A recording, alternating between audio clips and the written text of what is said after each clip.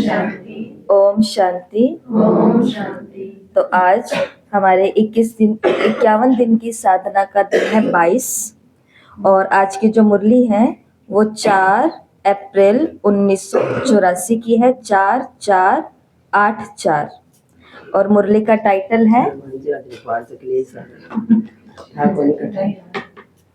और नहीं कोई बात नहीं। अच्छा और मुरली का टाइटल है संगम की श्रेष्ठ वेला, श्रेष्ठ तकदीर की तस्वीर बनाने की वेला।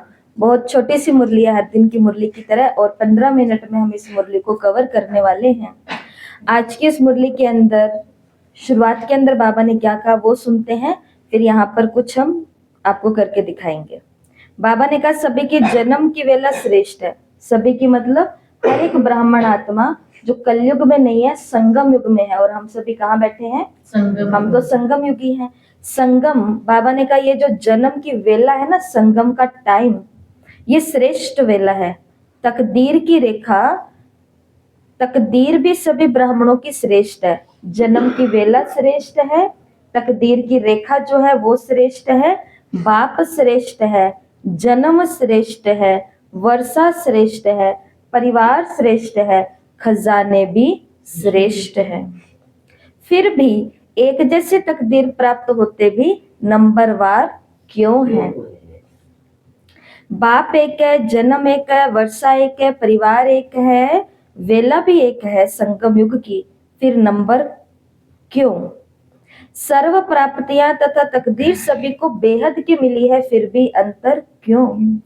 बेहद की तकदीर को, यह है अंतर का कारण। एक ही शब्द में, बेहद की तकदीर को जीवन के कर्म की तस्वीर में लाना, इसमें यथाशक्ति होने के कारण तस्वीर में अंतर आ गया है। बाप एक, जन्म एक, वेला एक, वर्षा भी एक जैसा मिल रहा है और परिवार भी एक जैसा मिला है और खजाने और प्राप्तियां भी हम सभी को सेम टू सेम हो रही है, लेकिन फिर भी हम सभी की तकदीर की तस्वीर भगवान को अलग अलग क्यों दिखाई देती है? सब कुछ एक जैसा मिलने पर हम उसको जीवन के कर्मों में कैसा ला रहे हैं, इसके आधार पर बाबा ने कहा आपकी तस्वीर बन रही है।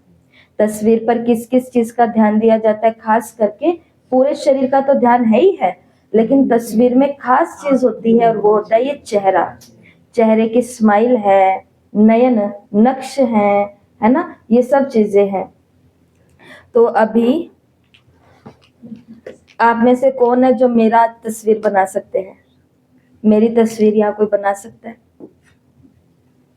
कोई नहीं बना सकता, ज्यादा मुश्किल है। वो खुशबू दीदी नहीं बनेगी फिर, है ना? तो आप बताओ, आप में से मैं किसकी तस्वीर बनाऊं? आप में से जल्दी बोलो, क्योंकि मैंने रात को प्रैक्टिस करी है इसकी। अंजू दीदी की बनाओ। अंजू दीदी की बनाऊं? और अंजू दीदी, सिर्फ अंजू दीदी की बनानी है? एक मेरा जी हो जाएंगे। पार्वती बहन और किसी की नहीं बनानी? सबकी बना दो। 1 2 3 4 5 6 7 8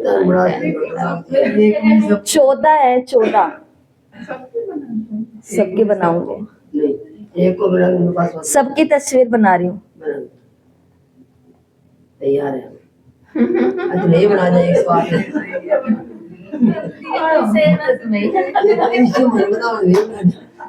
तो तस्वीर तो आई ऐसे ही बात है। नहीं आप अपनी दीदी कैसे बना असली तस्वीर तो आई है। असली तस्वीर तो आई है बस। ये खुशबू दीदी की तस्वीर है। हाँ, ये आप सबकी तस्वीर है। आई है, सही बात है। बिंदु ही तो है। मैं तो बुलाई से गया नहीं, तो ये बड़ी बुला जाती। मैंने रात को सोचा, मैंने कहा इसमें कुछ तो एक्टिविटी होनी चाहिए। मुरली में कितने दिन हो गए हमने कोई एक्टिविटी नहीं की, मुरली पढ़ते हैं, सुनते हैं, आगे चले जाते हैं।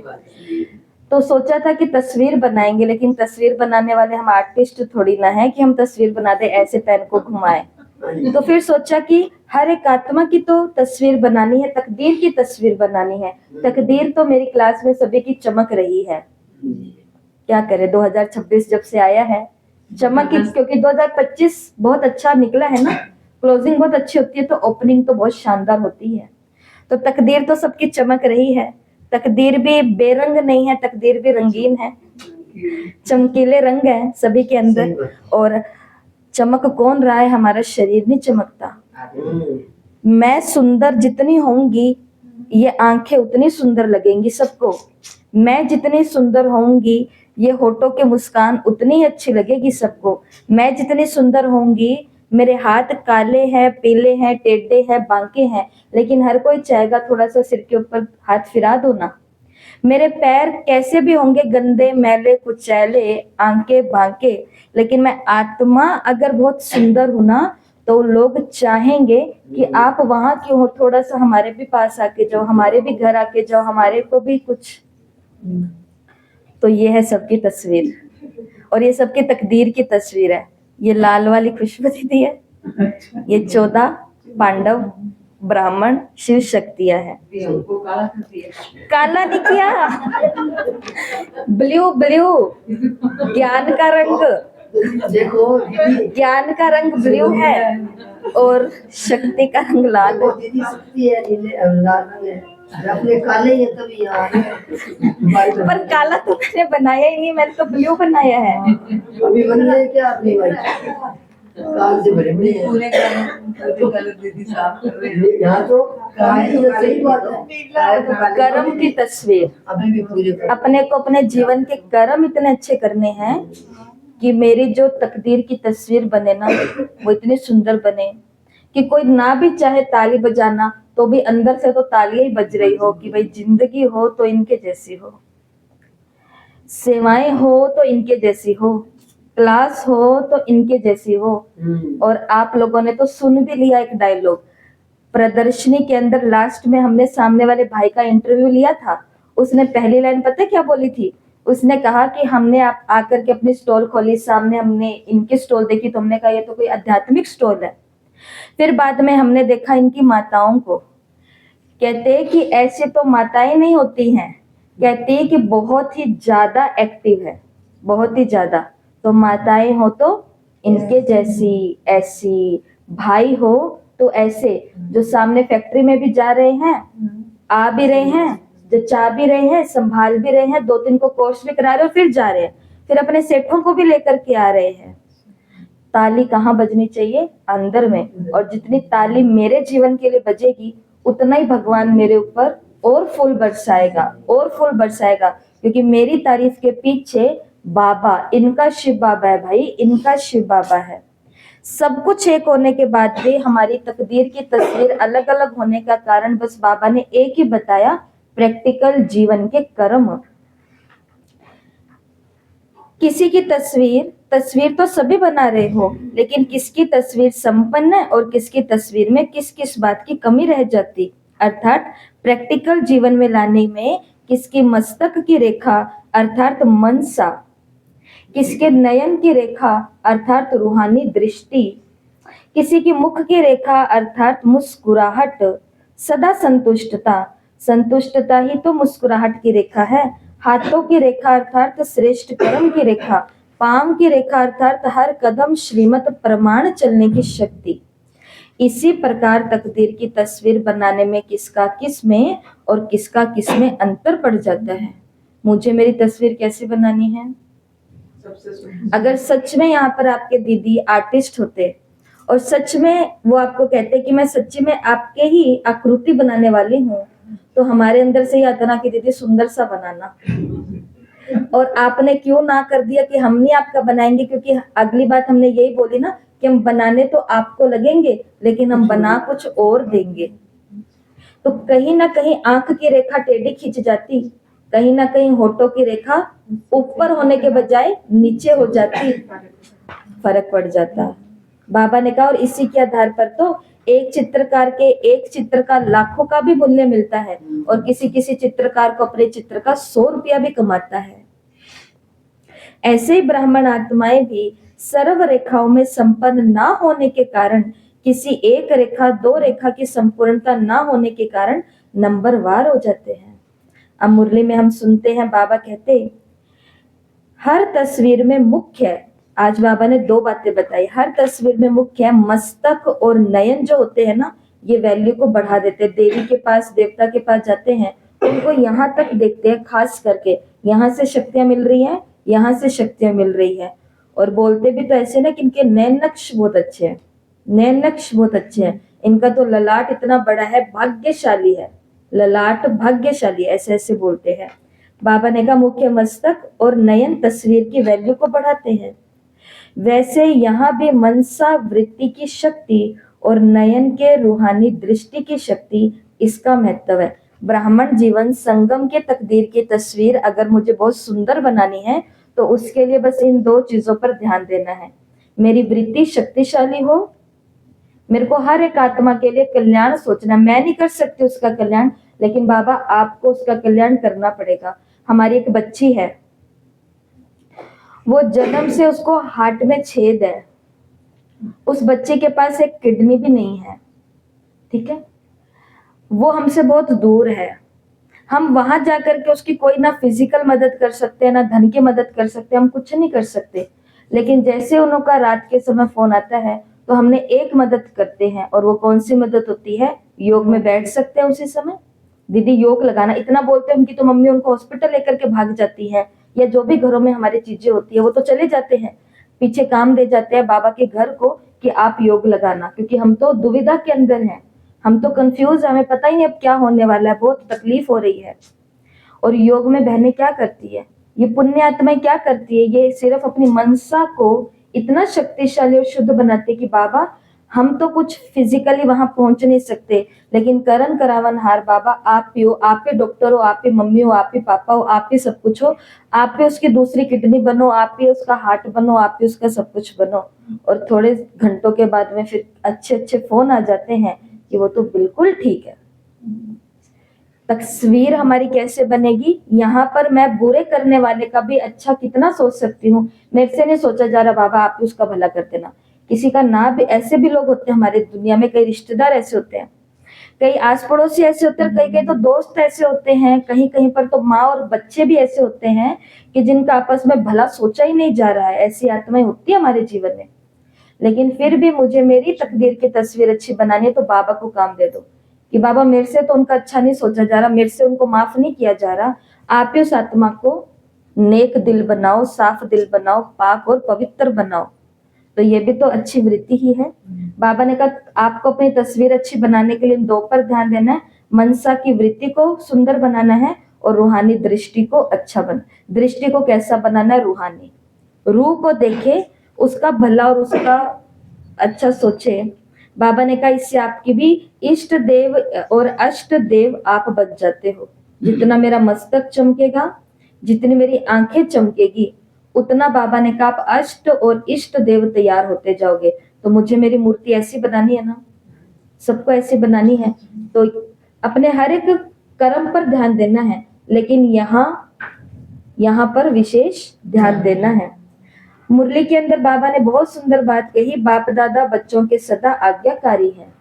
बाबा ने कहा वतन के अंदर यहाँ पर तो आता हूँ तो टाइम भी होता है और संख्या भी देखनी पड़ती है बाबा को अव्यक्त मिलन में, लेकिन अव्यक्त वतन के अंदर जो मिलन होता है वहां पर तो बाबा ने बोला मैं तुम्हारा आज्ञाकारी हूँ, जितना समय बैठना है उतना समय बैठो, जितने लोगों को लेकर के आना उतने लोगों को लेकर के आ जाओ। पूरे के पूरे परिवार को भी ऊपर हम ले जा सकते हैं। बाबा ने कहा मैं फुल फ्री हूं वहां पर तुम्हारे लिए। मुरली के अंदर बाबा ने हर एक जोन की विशेषता बताई, जैसे बाबा ने बिहार और बंगाल नहीं, केवल बिहार है इधर, है ना, बिहार है।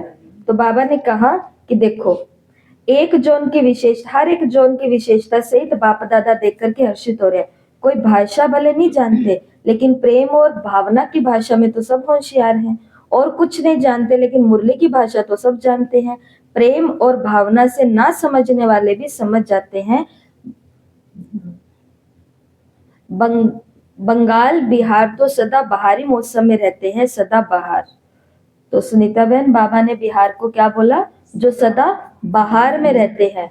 पंजाब को बोला जो सदा हरे भरा रखने वाले होते हैं। पंजाब हरियाणा सदा हरियाला हरा भरा है, अर्थात सदा कुशल, सदा श्रेष्ठ स्थान है।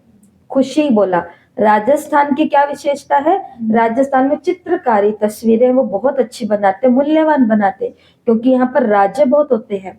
राजस्थान तकदीर की तस्वीर सबसे ज्यादा मूल्यवान बनाने वाला है। गुजरात की विशेषता क्या? वहाँ दर्पणों का काम ज्यादा होता है, तो आईने के अंदर सबको देखना है। तमिलनाडु छोटा सा है, लेकिन मंदिर वहां पर बहुत है और नाद वहां बहुत बजते हैं, तो तमिलनाडु के बच्चों को क्या करना है? नगाड़ा बजा करके बाप दादा की प्रत्यक्षता की आवाज को बुलंद करना है। ऐसे करते करते बाबा ने अपने सभी आए हुए जोन के बच्चों की विशेषता बताई। मुरली के लास्ट में हम सभी के लिए एक जरूरी बात आज बाबा ने कही है, इस मुरली से विशेष जीवन में धारण करने वाली धारणा। पुरानों को नए नए को चांस देना पड़े तभी संख्या बढ़ेगी। पुराने भी अगर पुरानी चाल से चलते रहेंगे तो नयों का क्या होगा? इसलिए पुरानों को सिखाया। अभी तो हम में से यहाँ नया कोई नहीं है, लेकिन नई आत्माएं हमारी क्लास में आती हैं। पुरानों को इसलिए कहा जाता है कि मुरली पर समय से आया करो। क्यों? क्योंकि नए सीख लेते हैं कि ये तो दीदी से पहले आकर के बैठते हैं। पुरानों को इसलिए सिखाया जाता है कि कोशिश करके यूनिफॉर्म में आया करो, कोशिश करके कॉपी पेन लेकर के आया करो, कोशिश करके जब नए हो तो किसी भी प्रकार के आर्ग्यूमेंट, हापातापी, भागा भागी, ऐसी कुछ भी चीजें नहीं करनी, क्योंकि हम तो पुराने हो गए हैं, पर नए हमसे सब कुछ कॉपी करके सीख लेते। जैसे आजकल बच्चे हैं, माँ बाप पुराने हैं, बच्चे नए हैं, लेकिन कॉपी करने में ज्यादा तेज कौन है?